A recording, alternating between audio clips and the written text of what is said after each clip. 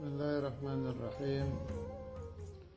Alhamdulillah. Allahumma salli ala Sayyidina Muhammad wa ala ali Sayyidina Muhammad, amma ba'd.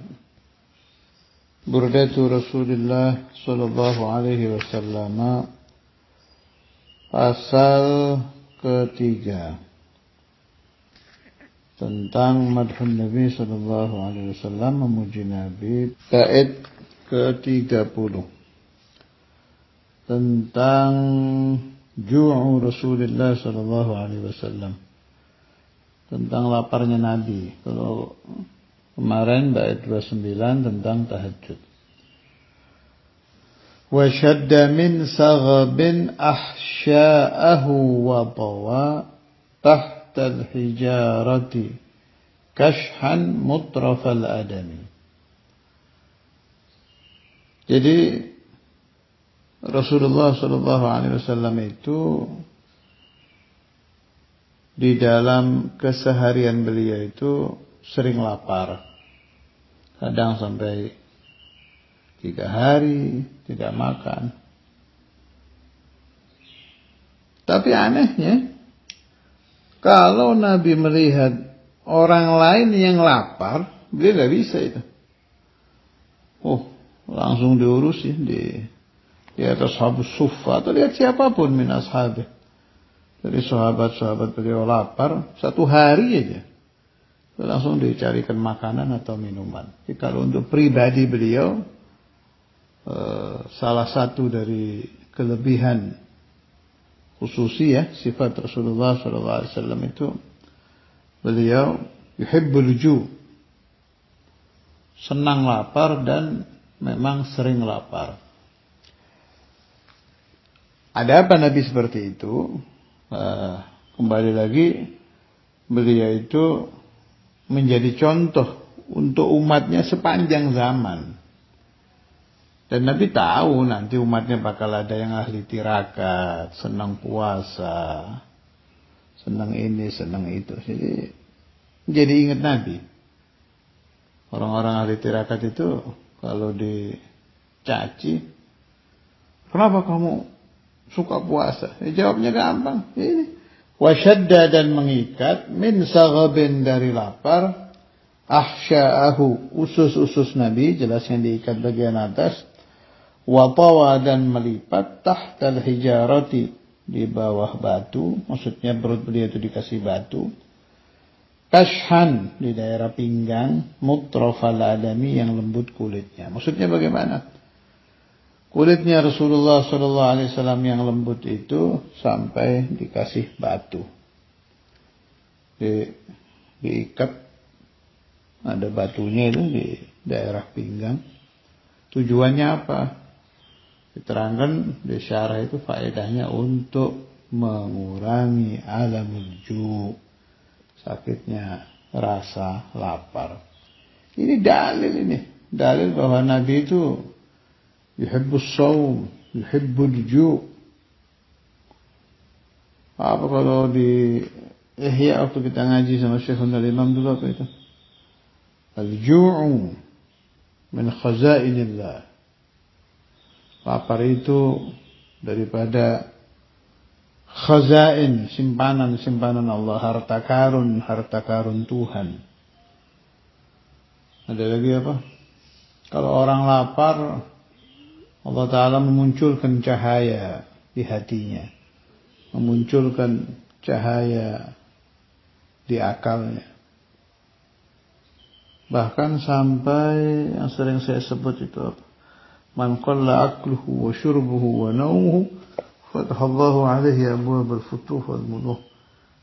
Siapa yang ingin al-futuh, dibuka oleh Allah, al-munuh, diberi anugerah batin oleh Tuhan, supaya sedikit makannya, sedikit minumnya, dan sedikit tidurnya.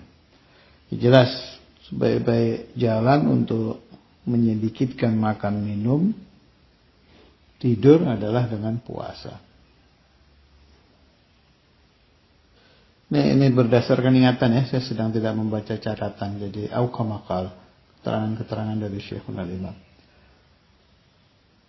Aqillu ta'ma wa syurba wa nauma takunu abidallah wa tanzuru malakutas samawati wal ardi au kama qala. Sedikitkan makan, minum, tidur, nanti kalian akan menjadi ahli ibadah, jadi enteng ibadahnya. Wa tanzuru fi malak, ada finya kalau enggak salah itu. Wa tanzuru, dan kalian bakal bisa melihat malakutas samawati wal ardi, alam-alam yang tertutup dari mata zahir, akan bisa melihat alamul malakut, artinya diberi ilmu mukasyafah oleh Allah Azza wa Jalla, dan lain-lain. Terus boleh ditanya sama teman-teman saya yang ngaji bareng Ihya sama Syekhul Imam, coba Buya Anom itu tahu, dan lain-lain.